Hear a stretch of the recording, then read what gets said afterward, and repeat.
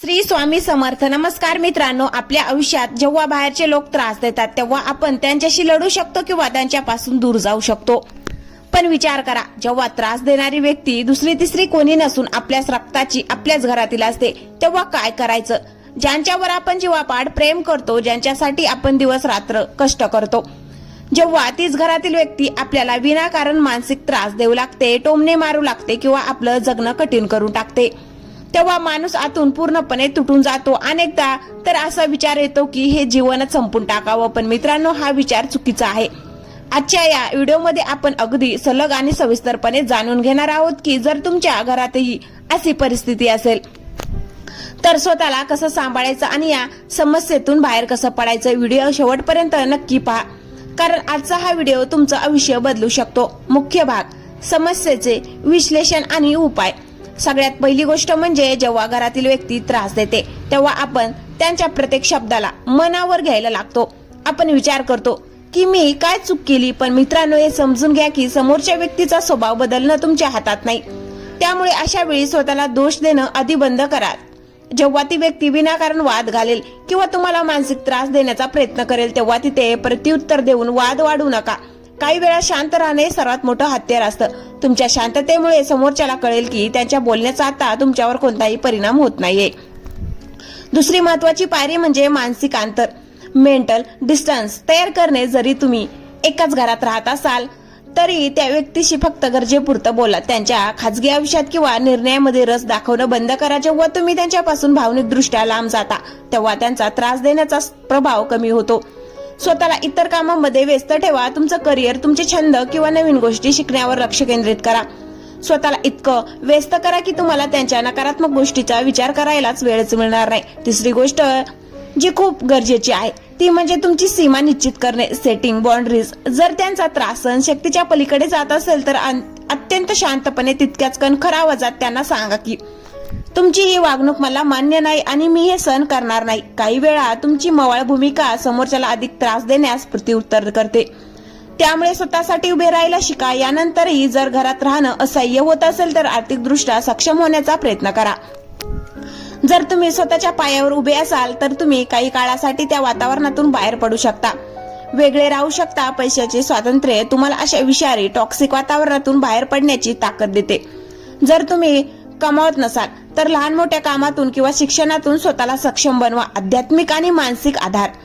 अशा कठीण काळात देवावर आणि स्वतःवर विश्वास ठेवा. रोज काही वेळ शांतपणे नामस्मरण किंवा ध्यान, मेडिटेशन करा. यामुळे तुमच्या मनाला आंतरिक शक्ती मिळेल आणि नकारात्मक विचारांशी लढण्याची ताकद निर्माण होईल. घरातील वातावरणाचा प्रभाव कमी करण्यासाठी तुम्ही काही सोपे तोडगे किंवा उपाय देखील करू शकता, ज्यामुळे घरातील नकारात्मक ऊर्जा दूर होण्यास मदत होईल. मित्रांनो, आतापर्यंत आपण पाहिलं की मानसिक अंतर कसं ठेवायचं आणि स्वतःला कसं सांभाळायचं.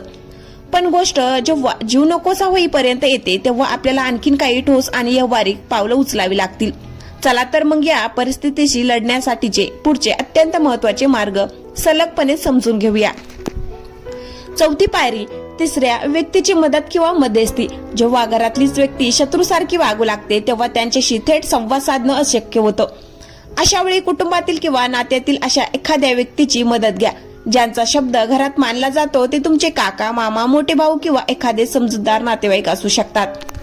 त्यांना शांतपणे तुमची बाजू समजावून सांगा. अनेकदा जे वाद घरात मिटत नाहीत ते एखाद्या तिसऱ्या समजूतदार व्यक्तीच्या मध्यस्थीमुळे शांत होऊ शकतात. जर नात्यात असं कोणी नसेल तर एखाद्या चांगल्या काउन्सिलरची किंवा मार्गदर्शकाची मदत घेण्यास अजिबात संकोच करू नका. मनातील खंत कोणापाशी तरी बोलून दाखवणे हा मन हलकं करण्याचा सर्वात मोठा उपाय आहे. पाचवी पायरी: कायद्याची आणि हक्काची जाणीव.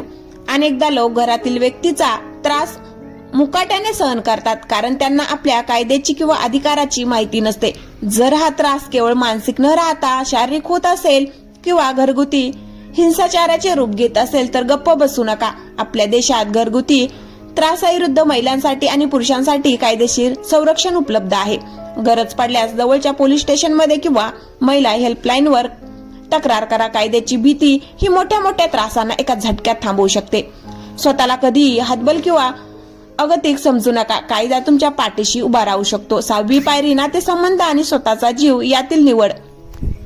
एक कटू सत्य नेहमी लक्षात ठेवा: कोणतंही नातं तुमच्या आयुष्यापेक्षा मोठं नसतं. जर सर्व प्रयत्न करूनही समोरची व्यक्ती बदलत नसेल आणि त्यांचा त्रास तुमचा जीव घेण्यापर्यंत पोहोचला असेल तर अशा नातेवाईकापासून कायमचं लांब होणं हाच एकमेव उत्तम पर्याय उरतो. मग ते घर सोडणं असो किंवा त्यांच्याशी संबंध तोडणं असो, स्वतःच्या मानसिक शांततेसाठी आणि अस्तित्वासाठी घेतलेला हा निर्णय स्वार्थीपणा नसून ती स्वतःचा जीव वाचवण्यासाठी घेतलेली काळाची गरज असते. या संपूर्ण प्रवासात तुमची मानसिक ताकद ढासळू देऊ नका. जेव्हा बाहेरून पाठिंबा मिळत नाही तेव्हा तो आतून निर्माण करावा लागतो. सकाळी उठल्या उठल्या स्वतःला सांग की माझं आयुष्य या त्रासापेक्षा खूप मोठं आहे आणि मी या परिस्थितीवर नक्कीच मात करेन. संतांनीही सांगून ठेवलं आहे की वाईट काळ हा कायम राहण्यासाठी येत नाही, तो निघून जाण्यासाठीच येतो. तुमच्या कर्मावर आणि देवाच्या न्यायावर विश्वास ठेवा.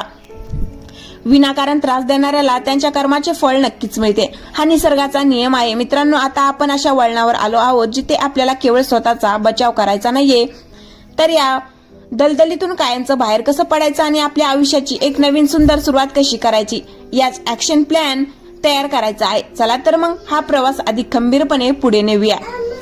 7वी पायरी, सायलेंट मोड आणि मानसिक ऊर्जा वाचवणे. अनेकदा घरातल्या व्यक्तीचा मुख्य उद्देश तुम्हाला चिडवणे, रडवणे किंवा तुमच्याकडून कोणती तरी प्रतिक्रिया, रिॲक्शन मिळवणे हाच असतो. जेव्हा ते तुम्हाला टोमणे मारतात किंवा अपमान करतात तेव्हा तुमच्या चेहऱ्यावरील अगतिकता पाहून त्यांच्या अहंकाराला समाधान मिळते. आता आपल्याला हा खेळ उलटा करायचा आहे. याला मानसशास्त्रात ग्रे रॉक मेथड म्हणतात. म्हणजे समोरची व्यक्ती किती ओरडली तरी तुम्ही एखाद्या निर्जीव दगडासारखे शांत राहायचे.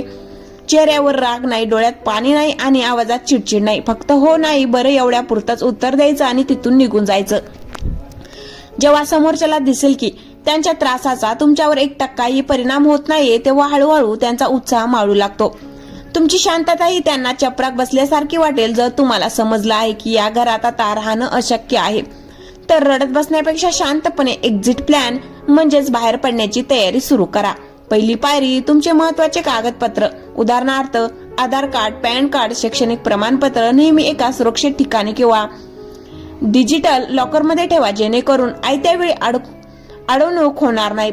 दुसरी पायरी, जर तुम्ही कमवत असाल तर एक असं बँक खाते उघडा ज्याची माहिती घरातील त्रास देणाऱ्या व्यक्तीला नसेल. आपल्या कष्टाचा एक एक पैसा भविष्यासाठी वाचवायला सुरुवात करा. तिसरी पायरी, बाहेरच्या जगातील चांगल्या लोकांसोबत, मित्रांसोबत संपर्क वाढवा. घरात मिळणारी नकारात्मकता बाहेरच्या पॉझिटिव्ह वातावरणामुळे संतुलित बॅलन्स व्हायला मदत होईल. मित्रांनो, एका गोष्टीचा विचार करा, जो माणूस आतून आनंदी, समाधानी आणि सुखी असतो तो कधीच दुसऱ्याला विनाकारण त्रास देत नाही. म्हणजेच जी घरातील व्यक्ती तुम्हाला त्रास देत आहे ती स्वतः मानसिक दृष्ट्या आजारी आहे किंवा तिच्या आयुष्यात प्रचंड कटुता भरलेली आहे. हे समजून घेतल्यावर तुम्हाला त्याच्याबद्दल रागाऐवजी दया येईल.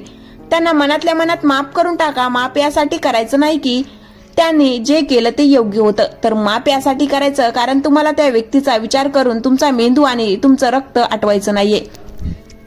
ज्या दिवशी तुम्ही त्यांना मनातलं स्थान देणं बंद कराल त्या दिवशी ते तुमच्या आयुष्यात असूनही नसल्यासारखे होतील. लक्षात ठेवा, रात्रीचा अंधार कितीही गडद असला तरी तो सूर्याला उगवण्यापासून रोखू शकत नाही. आज तुमचा काळ कठीण आहे पण हा तुमचा शेवट नाही. तुमच्या आयुष्याची खरी कहाणी तर आत्ता सुरू होणार आहे. ज्यांनी तुम्हाला कमी लेखलं, ज्यांनी तुमचा जीव नकोसा केला, त्यांना उत्तर देण्याचा सर्वोत्तम मार्ग म्हणजे स्वतःला इतकं यशस्वी आणि आनंदी बनवणे की तुमचं हसू पाहणं हाच त्यांच्यासाठी सर्वात मोठा सल्ला ठरेल.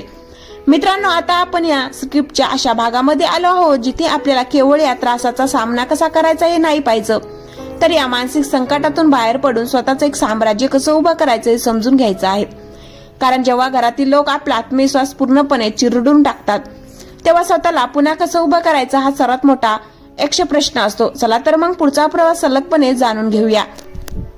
अनेकदा आपल्याला त्रास का होतो? कारण आपण अजूनही त्या व्यक्तीकडून प्रेमाची, आदराची किंवा कौतुकाची अपेक्षा ठेवत असतो. आपल्याला वाटतं की कधीतरी त्यांना आपली किंमत कळेल, पण मित्रांनो, हीच आपली सर्वात मोठी चूक असते.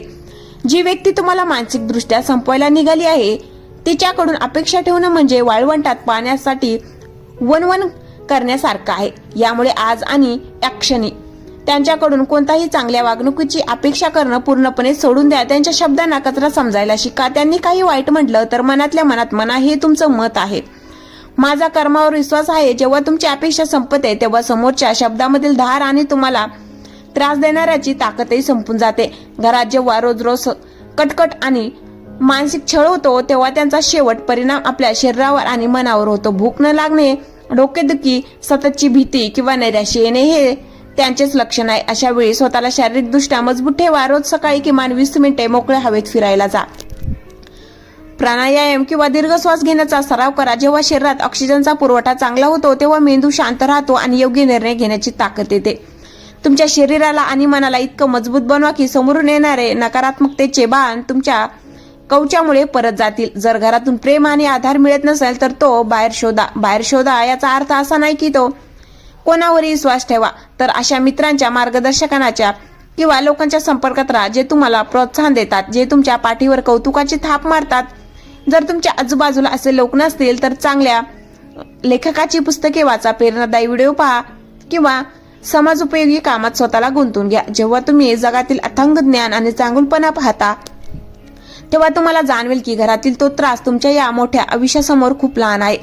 तुमचं जग त्या घरापुरतं मर्यादित ठेवू नका, ते खूप मोठं आहे. इतिहास साक्षी आहे मित्रांनो, ज्या व्यक्तीला त्यांच्या हक्काच्या माणसाने नाकारलं किंवा त्रास दिला तीच व्यक्ती पुढे जाऊन इतिहास घडवते. प्रभू रामचंद्रांना घरातील व्यक्तीमुळेच वनवासात जावं लागलं होतं, पण त्याच वनवासाने त्यांना मर्यादा पुरुषोत्तम बनवलं. छत्रपती शिवाजी महाराजांनी सुरुवातीला स्वतःच्याच काही नातेवाईकांच्या विरोधाचा सामना करावा लागला होता, पण त्यांनी स्वराज्य उभं करून दाखवलं. तुमच्या वाटेला आलेला हा संघर्ष तुम्हाला संपवण्यासाठी आलेला नाही, तर तुमच्यातील खऱ्या हिऱ्याला पैलू पाडण्यासाठी आलेला आहे. या संकटाचा वापर स्वतःला घडवण्यासाठी करा, बिघडण्यासाठी नाही. मित्रांनो, ही पूर्ण सिरीज तुमच्यासाठी एका मार्गदर्शकासारखी काम करेल. आज हा व्हिडिओ पाहिल्यानंतर डोळे पुसून टाका, चेहऱ्यावर एक खंबीर हसू आणा आणि मनाशी पक्का निश्चय करा की माझं आयुष्य इतकं स्वस्त नाही की कोणाच्याही बोलण्याने मी ते संपून टाकेन. मी जगेन, लढेन आणि स्वतःला सिद्ध करून दाखवेन. हा भाग तुम्हाला कसा वाटला आणि यातून तुम्हाला काय शिकायला मिळाले हे मला कमेंट करून नक्की सांगा. तुमच्या एका कमेंटमुळे कोणातरी गरजूला जगण्याची नवी उमेद मिळू शकते. व्हिडिओला लाईक करा, जास्तीत जास्त शेअर करा आणि चॅनलला सबस्क्राईब करायला विसरू नका. खंबीर राहा, सुरक्षित राहा. धन्यवाद. श्री स्वामी समर्थ.